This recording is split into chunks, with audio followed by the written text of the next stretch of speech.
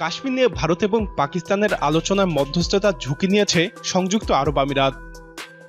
ভারত শাসিত কাশ্মীরে 2019 সালে এক হামলায় 40 জন ভারতীয় জওয়ানের মৃত্যু হয়। এরপর ভারত এবং পাকিস্তানের মধ্যে আরেকটি যুদ্ধের সম্ভাবনা তৈরি হয়েছিল। যদিও শেষ পর্যন্ত যুদ্ধ হয়নি, তবে ভারত এবং পাকিস্তানের সম্পর্ক চরম খারাপ অবস্থায় চলে যায়।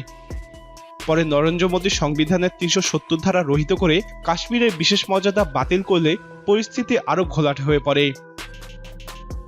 কিন্তু গত মাস দুয়েক ধরে হঠাৎ করেই দুই দেশের সম্পর্ক স্বাভাবিক হতে শুরু করেছে। প্রথম ইঙ্গিত পাওয়া যায় 25শে ফেব্রুয়ারি, যখন দুই দেশের সেনা কর্মকর্তাদের মধ্যে বিরল এক বৈঠক হয়, যেখানে কাশ্মীরের নিয়ন্ত্রণ রেখায় যুদ্ধবিরতি নিয়ে 2003 সালে সই করা একটি চুক্তি মেনে চলার সিদ্ধান্ত হয়। ওই খবরে অনেকেই বিস্মিত হয়েছিলেন। এরপর মার্চের মাঝামাঝিতে পাকিস্তানের সেনাপ্রধান জেনারেল কামার রশিদ বাজওয়া বলেন, অতীতে বিরোধকে কবর দিয়ে ভারত এবং পাকিস্তানের মধ্যে সম্প্রীতি এবং শান্তিপূর্ণ উপায়ে কাশ্মীর সংকট সমাধান করতে হবে। এর কিছুদিন পর ভারত থেকে তুলা এবং চিনি আমদানির উপর নিষেধাজ্ঞা তুলে নেয় পাকিস্তান। প্রধানমন্ত্রী ইমরান খান করোনা ভাইরাসে আক্রান্ত হলে নরেন্দ্র মোদী তার দ্রুত আরোগ্য কামনা করে একটি বার্তা পাঠান। খবর রটে সংযুক্ত আরব আমিরাতের মধ্যস্থতায় ভারত এবং পাকিস্তানের মধ্যে গোপনে যোগাযোগ এবং কথাবার্তা শুরু হয়েছে। মার্চে আমিরাতের পররাষ্ট্রমন্ত্রী হঠাৎ করেই যখন দিল্লি যান, সন্দেহ আরও বেড়ে যায়। বার্তা সংস্থা রয়টার্স খবর দেয়, জানুয়ারিতে দুই দেশের উচ্চপদস্থ গোয়েন্দা কর্মকর্তারা দুবাইয়ে গোপন এক বৈঠক করেছেন। অবশেষে গত 15 এপ্রিল এই মধ্যস্থতার কথা খোলাখুলিভাবে জানিয়ে দেয় যুক্তরাষ্ট্রে আরব আমিরাতের রাষ্ট্রদূত ইউসেফ আল ওতাইবা। রাষ্ট্রদূত বলেন, তারা এখন আশা করছেন ভারত এবং পাকিস্তানের সম্পর্ক এমন একটি সুস্থ পর্যায়ে আসবে, যেখানে তারা পরস্পরের সাথে কথা বলবে, একে অন্যের রাজধানীতে রাষ্ট্রদূত ফেরত পাঠাবে। হয়তো তারা ঘনিষ্ঠ বন্ধু হবে না, কিন্তু আমরা চাই তাদের মধ্যে কথা শুরু হোক। আমিরাতি কূটনীতিকের ওই বক্তব্যের 3 দিন পর একই সাথে ভারতের পররাষ্ট্রমন্ত্রী এস জয়শঙ্কর এবং পাকিস্তানের পররাষ্ট্রমন্ত্রী শাহ মাহমুদ কুরেশি আবুধাবিতে যান। ওই দুজন মুখোমুখি বসে কথা বলেছেন কিনা তা পরিষ্কার নয়, তবে এটা স্পষ্ট যে ভারত পাকিস্তানের মধ্যে শান্তি স্থাপনকারী ভূমিকা নিয়েছে আরব আমিরাত। প্রশ্ন হচ্ছে, অতি দুরূহ এই কাজটির দায়িত্ব কেন ঘাড়ে নিল উপসাগরীয় এই ক্ষুদ্র দেশটি? কতটা প্রভাব রয়েছে তাদের? সাময়িক দক্ষতার জন্য প্রাচীন গ্রিসে স্পার্টা নামে একটি নগরের বিশেষ সুনাম ছিল। খুদে আরব আমিরাতের সামরিক উচ্চাভিলাষ দেখে সাবেক মার্কিন প্রতিরক্ষামন্ত্রী জিম মার্টিস এর নাম দিয়েছেন লিটল স্পার্টা। ছোট্ট এই উপসাগরের দেশটির কাছে ইয়েমেন থেকে শুরু করে লিবিয়া, পূর্ব আফ্রিকা এবং আফগানিস্তানে সরাসরি সামরিক তৎপরতায় জড়িয়ে পড়েছিল। কিন্তু গত কয়েক বছর ধরে এই দেশটি শান্তি মধ্যস্থতাকারী একটি রাষ্ট্রের ইমেজ তৈরিতে তৎপর হয়েছে। এর পিছনে মূল চালিকা শক্তি হলেন আবুধাবির ক্ষমতাধর যুবরাজ মোহাম্মদ বিন জায়েদ। 2008 সালে ইথিওপিয়া এবং ইরিত্রিয়ার মধ্যে শান্তি আলোচনায় ভূমিকা রাখে আরব আমিরাত। ইথিওপিয়া এবং সুদানের মধ্যে সীমান্ত বিরোধে মধ্যস্থতার ভূমিকাও নিয়েছিল দেশটি। নীল নদের উপরে ইথিওপিয়ার একটি বাঁধ তৈরি নিয়ে মিশরের সাথে তাদের বিরোধ নিরসনেও ভূমিকা নিয়েছে। একসময়ে লিবিয়ায় মিলিশিয়া নেতা খলিফা হাফতারের অস্ত্রের বড় যোগানদাতা ছিল আরব আমিরাত।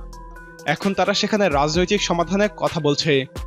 অবশ্য সেই পথ তারা নিয়েছে লিবিয়ায় তুরস্কের সামরিক হস্তক্ষেপের পর। ইয়েমেনেও সামরিক তৎপরতা অনেক কমিয়ে দিয়েছে আরব আমিরাত। তবে ভারত এবং পাকিস্তানকে কাছে আনার লক্ষ্যে মধ্যস্থতা করার সিদ্ধান্ত এখন পর্যন্ত আরব আমিরাতের সবথেকে উচ্চাভিলাষী শান্তি প্রকল্প।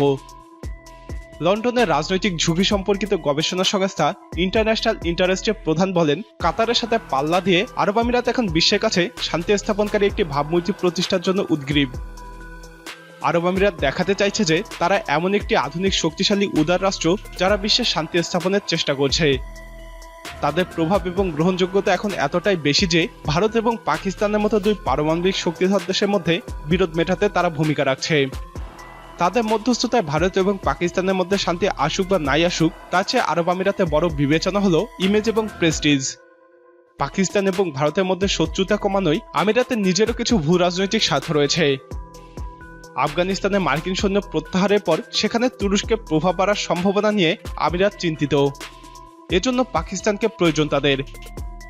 কাশ্মীর ইস্যুতে পাকিস্তানকে সহযোগিতা করতে পারলে সেই আস্থা অর্জন সহজ হতে পারে বলে আমিরাত হয়তো ভাবছে।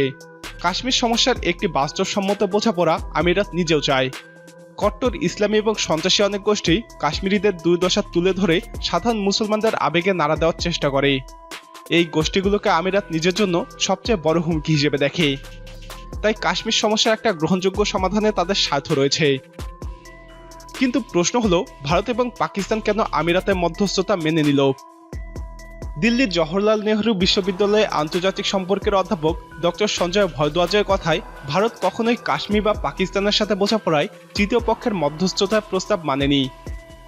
পুলওয়ামার সংকটের পর তৎকালীন মার্কিন প্রেসিডেন্ট ডোনাল্ড ট্রাম্পের কাছ থেকে পাওয়া মধ্যস্থতার প্রস্তাবও ভারত প্রত্যাখ্যান করেছিল।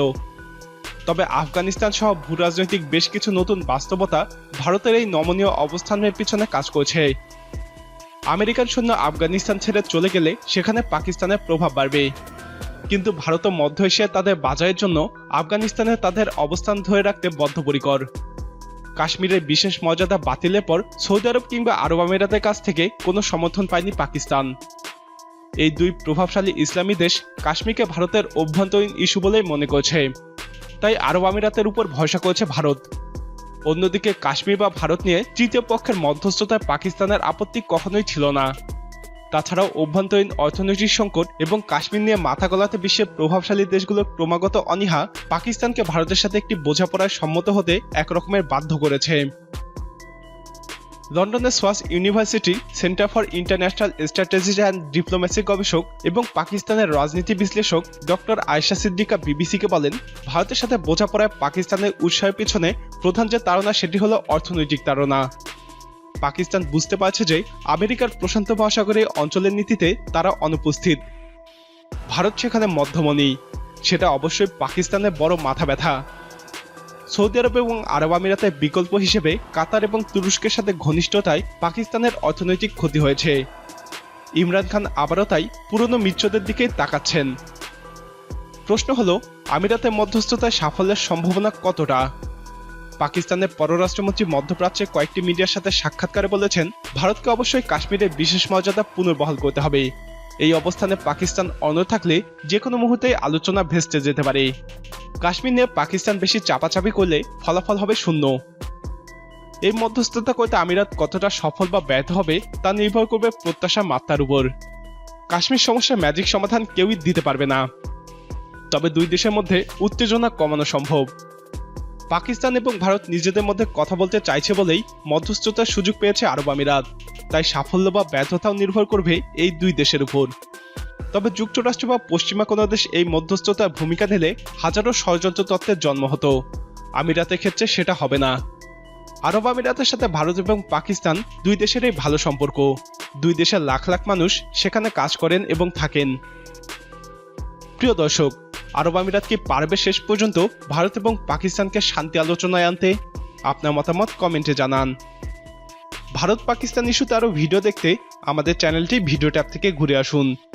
এছাড়াও এরকম আরও বিশ্লেষণ পড়তে আমাদের ওয়েবসাইট techduniabd.com ভিজিট করুন। এই ভিডিওটি ভালো লাগলে লাইক বাটনে ক্লিক করুন। ভিডিওটি আপনার বন্ধুদের সাথে শেয়ার করে তাদেরকেও ভিডিওটি দেখার সুযোগ করে দিন।